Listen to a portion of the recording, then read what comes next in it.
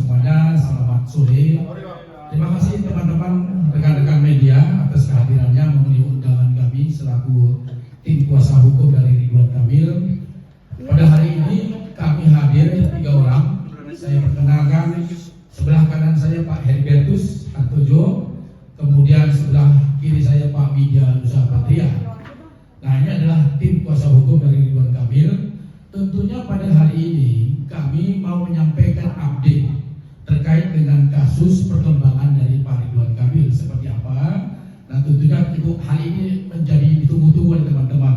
Nah, untuk bersingkat waktu, karena ini juga sudah sore, saya persilakan rekan saya Pak Heribertus untuk menyampaikan holding statement, membacakan holding statement dari tim kuasa hukum Ridwan Kamil. Kami silakan, Pak. Baik, terima kasih. Selamat sore semua rekan-rekan.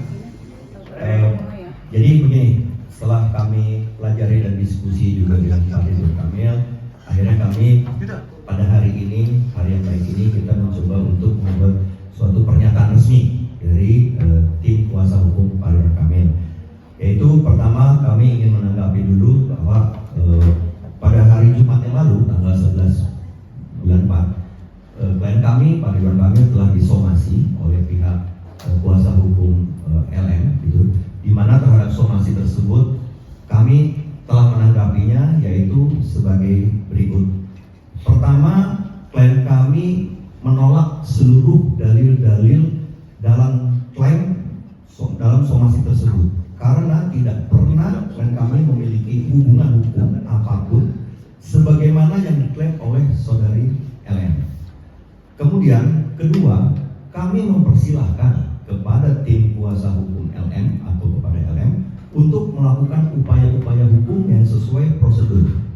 Dan ketiga, klien kami telah mencadangkan haknya untuk melakukan upaya hukum terhadap siapapun yang telah melakukan fitnah, merusak reputasi, dan melakukan tekanan psikologis maupun sosial baik kepada klien kami ataupun kepada keluarga klien kami. Itu tanggapan kami, jawaban kami terhadap somasi yang dilayangkan oleh tim kuasa hukum LM. Kemudian atas dasar tersebut kami juga sudah berkoordinasi dan juga sudah melakukan diskusi bahwa Bapak Ridwan Kamil akhirnya setuju dan sepakat untuk menempuh upaya hukum.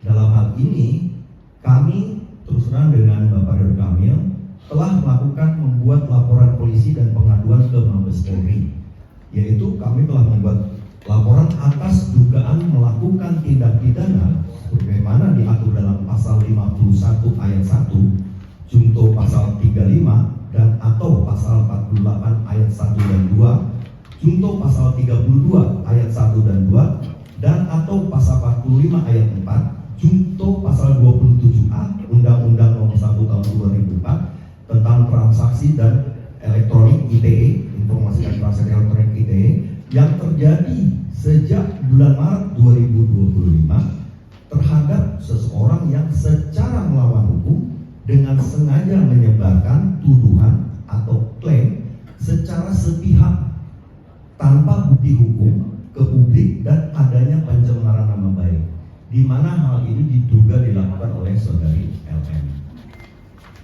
Kemudian atas laporan polisi atau pengaduan ke pihak kepolisian adalah bukti keseriusan klien kami, Bapak Ridwan Kamil, dalam menanggapi adanya klaim yang dilakukan secara sepihak tanpa bukti hukum ke publik yang merugikan nama baik klien kami. Dalam laporan polisi atau pengaduan kami telah melampirkan semua bukti-bukti, saksi-saksi untuk memperkuat dugaan tindak pidana yang dilaporkan klien kami ke Mabes Polri dan selanjutnya akan menjadi ranah penyidikan. Kemudian laporan polisi atau pengaduan ini merupakan bentuk perlindungan hukum terhadap integritas pribadi dan kehormatan klien kami, Bapak Ridwan Kamil, serta upaya untuk memastikan agar semua proses berjalan secara profesional, transparan, akuntabel, dan sesuai hukum yang berlaku. Statement penutup dari kami mengajak pada seluruh pihak untuk tidak terburu-buru menyimpulkan sesuatu sebelum proses hukum berjalan dan fakta-fakta diuji secara objektif. Kami percaya bahwa keadilan akan berpihak kepada juga mengimbau kepada seluruh media dan masyarakat untuk menjaga ruang publik dari ujaran kebencian, spekulasi maupun disinformasi yang dapat memperkeruh suasana dan mencederai proses hukum itu sendiri.